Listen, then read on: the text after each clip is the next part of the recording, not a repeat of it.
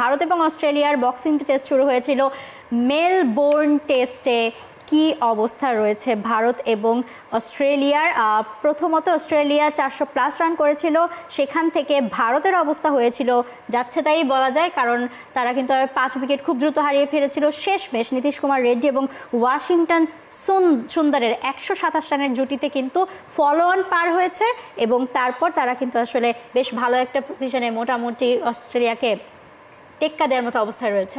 Exactly, এবং Washington সুন্দর আসলে হাফ সেঞ্চুরি করে ফিরে গেছেন এবং নীতিশ কুমার রেড্ডি 99 রানে অপরাজিত আছেন। তিনি আসলে সেঞ্চুরির অপেক্ষায় আছেন এবং তাদের যে জুটিটার কথা আপনি বলছিলেন, এই জুটিটা আসলে দলটাকে ফলো অন এড়িয়েছে এবং সেই জায়গাটা থেকে তারা এখন মোটামুটি আবার ম্যাচে একটা ভালো অবস্থানে ফিরে এসেছে লড়াই করার মতো।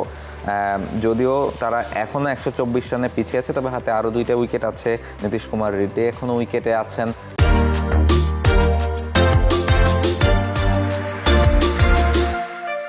ফলে তারা হয়তো বা আরও কিছু রান সামনে যোগ করতে চাইবেন।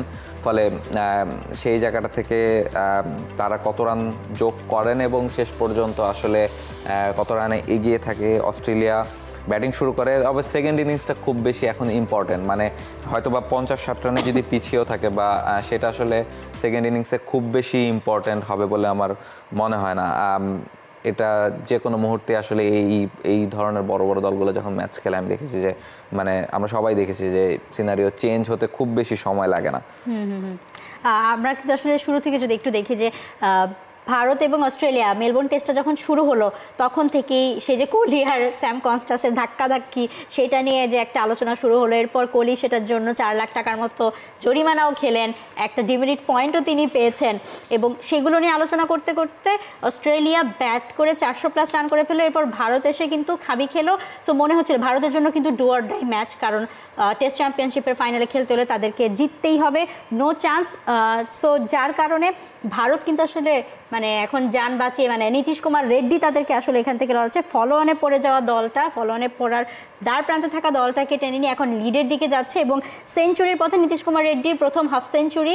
টেস্টে মাত্র 3টা ম্যাচ তিনি খুব সম্ভবত মাত্র খেলেছেন, ডেবিউ হয়েছে মানে বলা যায় মাত্র, এবং তার ব্যাটে কিন্তু আসলে এখন সেঞ্চুরি দেখতে যাচ্ছে এবং মাঝখানে বৃষ্টিতে বন্ধ ছিল খেলা, দ্বিতীয় সেশন খুব তাড়াতাড়ি শেষ হয়ে গিয়েছিল। এক্স্যাক্টলি, এবং সেই জায়গাটা থেকে আপনি যেটা বলছিলেন যে মানে এই টাইপের ম্যাচে বা এই টাইপের সিরিজগুলোতে আসলে মাঠের ক্রিকেটে তো ঘটনা ঘটেই। আমরা নীতিশ কুমার রেড্ডিকে দেখলাম তিনি যেভাবে ব্যাটিং করলেন। এরপর কনস্টাসের কথা আপনি বলছিলেন, তিনি 19 বছরের একটা ক্রিকেটার, তিনি আসলে অস্ট্রেলিয়ার হয়ে অভিষেক হয়েছে। তিনি যেভাবে নিশ্চয় দেখেছেন সোশ্যাল মিডিয়ায়, তিনি যখন ফিল্ডিং এ দাঁড়িয়েছেন দর্শকদের সাথে হাততালি দিয়ে ক্ল্যাপ করছিলেন। ফলে এরপর বিরাট কোহলির মতো একজন ক্রিকেট লেজেন্ডের সাথে তার সংঘর্ষ, তারপরও নার্ভ না হারানো। বিরাট কোহলি তো আসলে এটা ইন্টেনশনালি হয়তো করেছেন যেন তাকে একটু ইতস্তত করে দেওয়া যায় বা একটু নার্ভাস ফিল যেন করেন।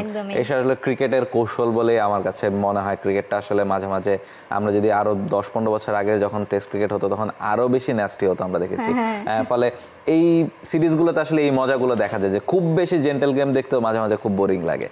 ফলে এই ব্যাপারগুলো আসলে মাঠের বাইরে এক ধরনের এক্সাইটমেন্ট তৈরি করে। আমরা আবার দেখেছি যে বিরাট কোহলি গিয়ে কনস্টাসের কাছে গিয়ে মানে তাকে আলিঙ্গন করলেন, হ্যাঁ তাকে ধরে অনেকক্ষণ কথা বললেন, সেই ছবিও কিন্তু আমরা দেখেছি, যদিও সেটা খুব বেশি হয়তো বা হাইপ তোলে না, বাট এক্স্যাক্টলি মাঠের বাইরে নানা রকম ঘটনা ঘটে এই সিরিজগুলোতে।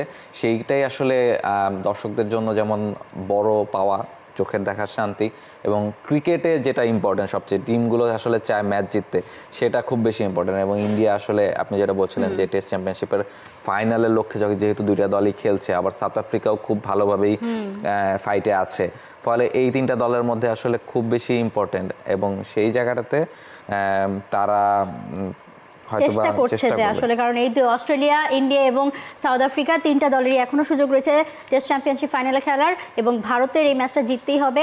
অস্ট্রেলিয়ার যদিও আরেকটা সিরিজ বাকি আছে, ভারতের এটা শেষ সিরিজ এবং সাউথ আফ্রিকার অপর পাশে সিরিজ চলছে। বাংলাদেশ প্রিমিয়ার লিগ 2025, 7টি দলের জমজমাট লড়াইয়ের মাধ্যমে পুরো দেশ দেখতে চোখ রাখুন টি স্পোর্টস নেটওয়ার্কে।